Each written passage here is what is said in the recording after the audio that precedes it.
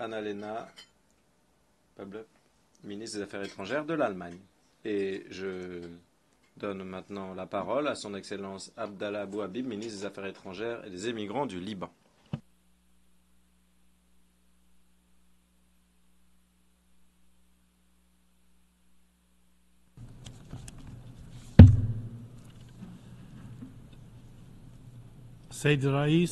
Monsieur le Président,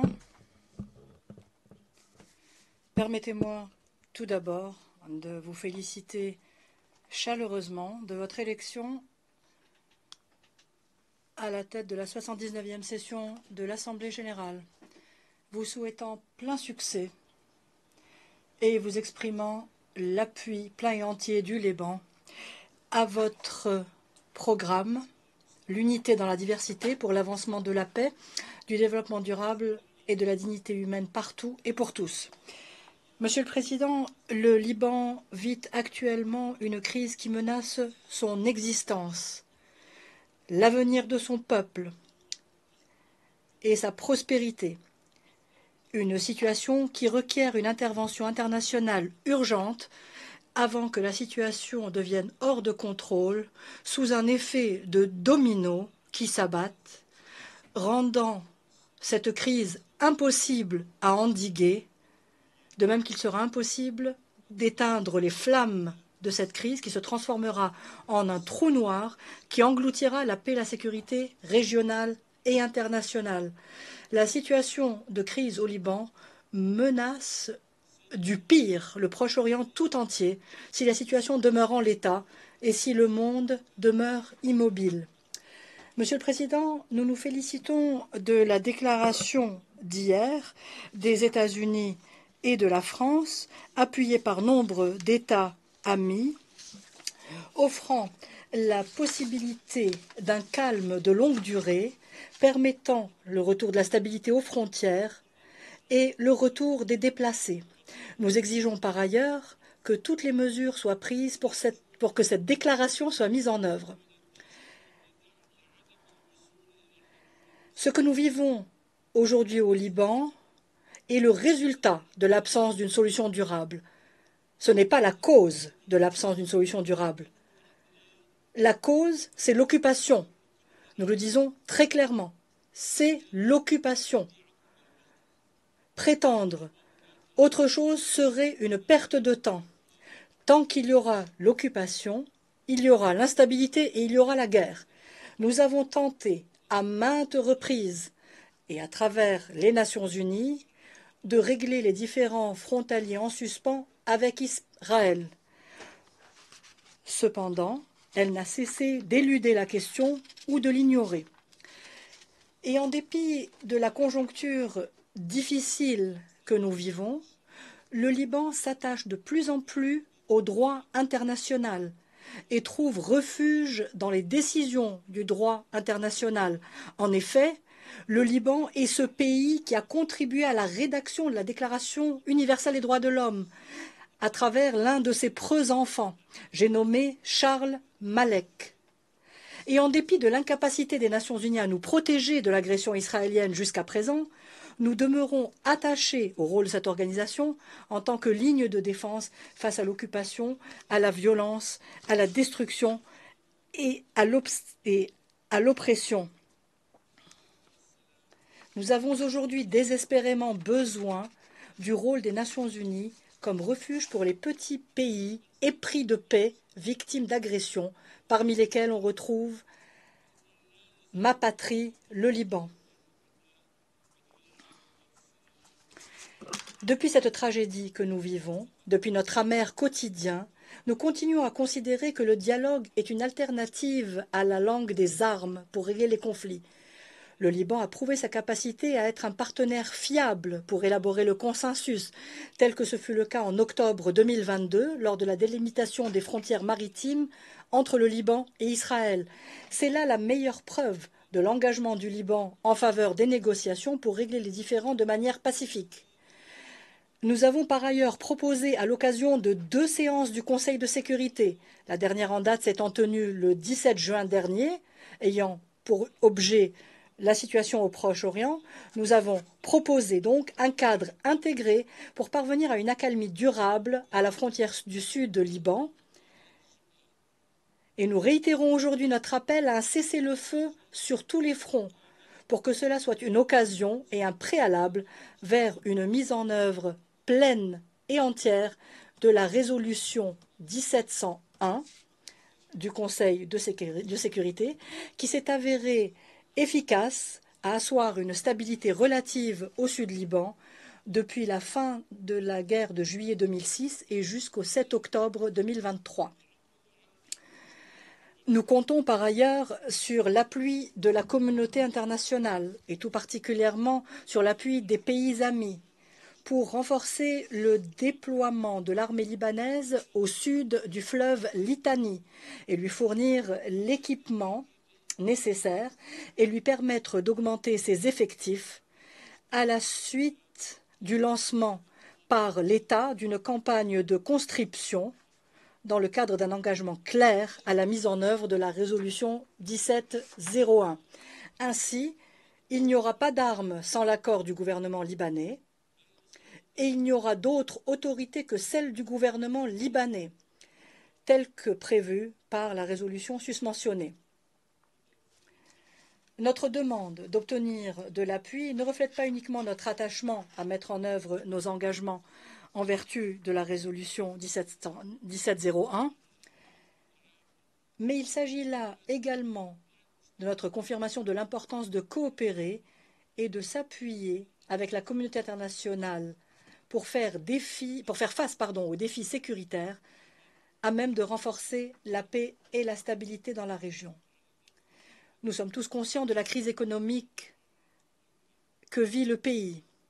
Et en dépit de cela, le gouvernement a pris la décision d'enrôler 1500 soldats supplémentaires pour les dévoyer dans le sud du pays. Ce n'est pas là un fait de détail. C'est au contraire un signal politique clair à la communauté internationale qui démontre que le Liban entend bien et est fort attaché à mettre en œuvre la résolution 1701.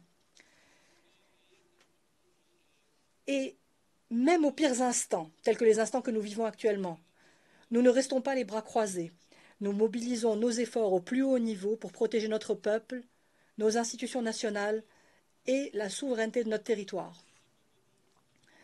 Monsieur le Président, parmi les dispositions les plus importantes de la 1701, mettre en exergue les frontières internationalement reconnues du Liban et délimitées entre le Liban et la Palestine en 1923, réaffirmé dans l'accord de trêve libano-israélien signé sur l'île de Rhodes en 1949 sous la supervision des Nations unies. Cela se fera en parachevant l'accord sur les 13 points frontaliers sources de désaccord. En vertu de cela, Israël se retirera de toutes les régions libanaises qu'elle occupe encore aujourd'hui en direction des frontières reconnues sur le plan international.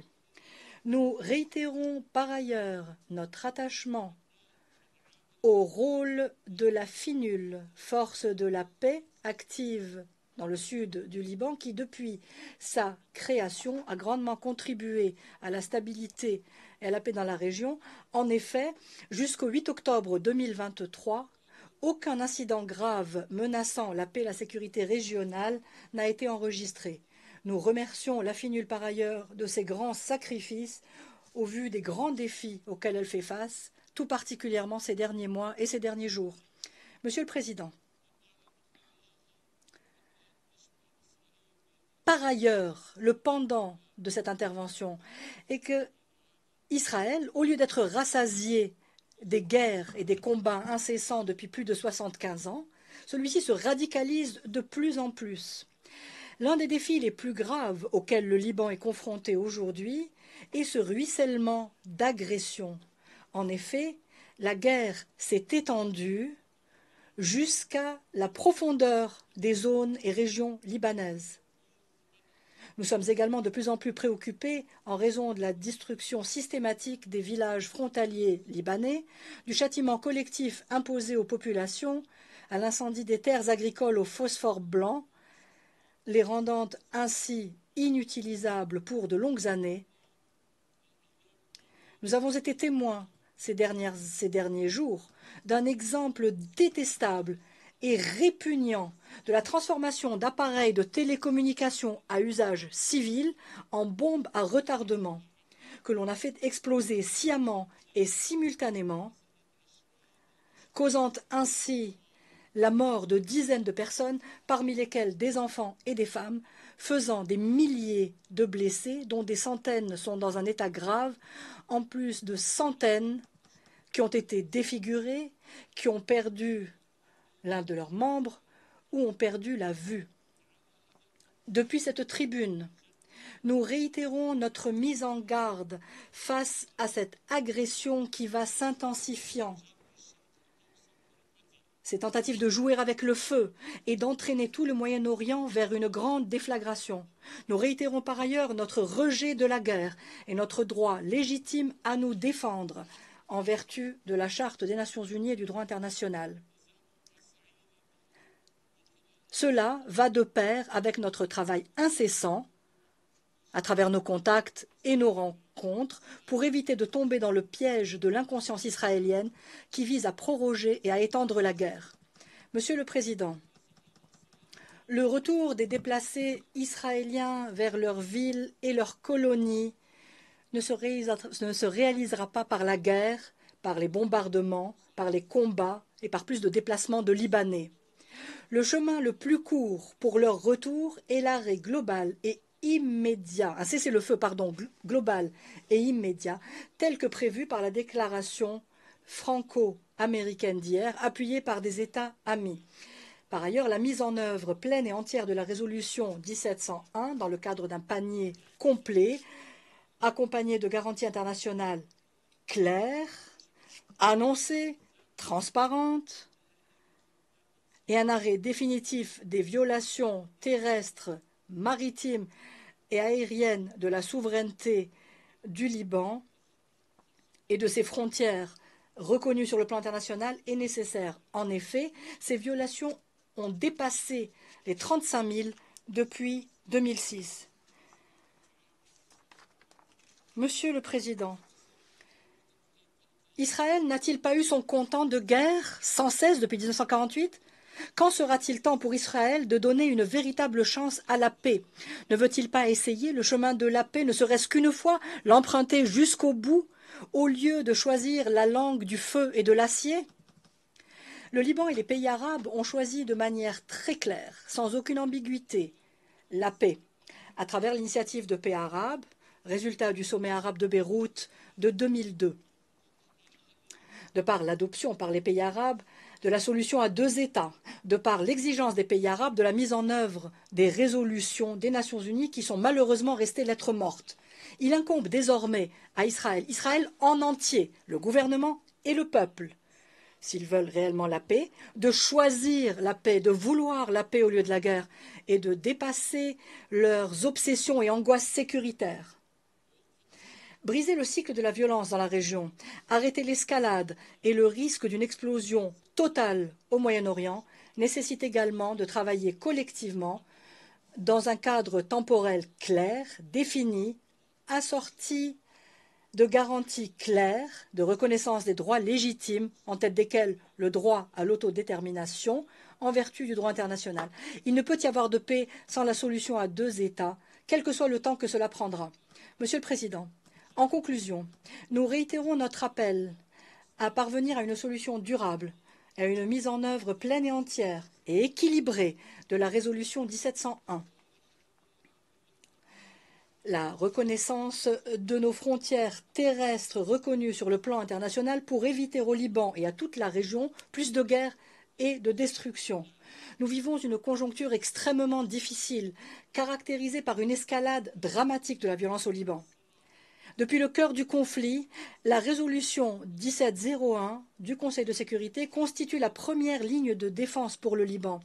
Cette résolution n'est pas qu'un document ou un cadre d'action internationale. Non, il constitue un engagement de la communauté internationale à préserver la paix et la stabilité régionale.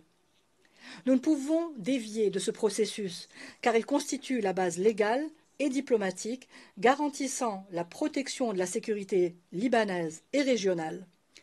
Respecter cette résolution est nécessaire, non pas pour le Liban seulement, mais pour Israël également, et pour toute la région.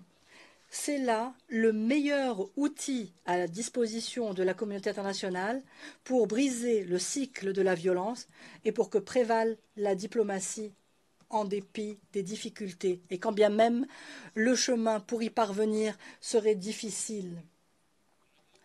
En effet, le coût d'un échec diplomatique serait extrêmement élevé. C'est pourquoi nous ne devons pas oublier qu'avec chaque nouveau cycle de violence vient une souffrance inimaginable, tout particulièrement pour les civils.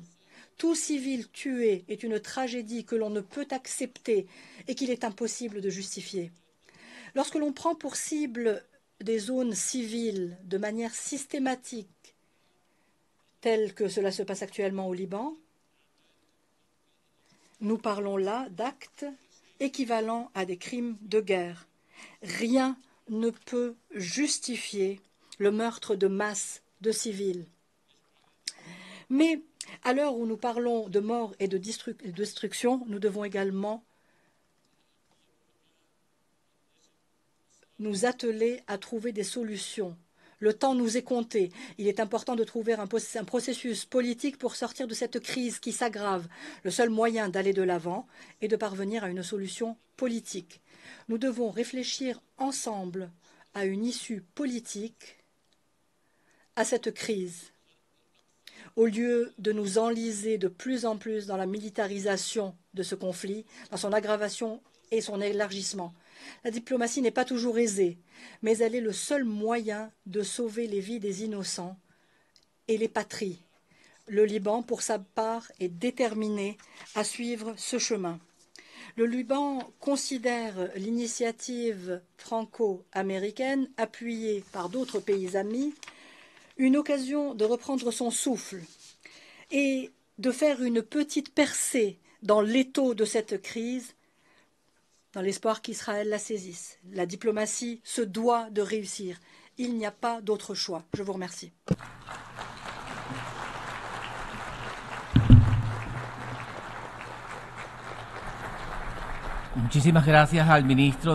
Je remercie infiniment le ministre des Affaires étrangères et des Immigrants du Liban et je donne la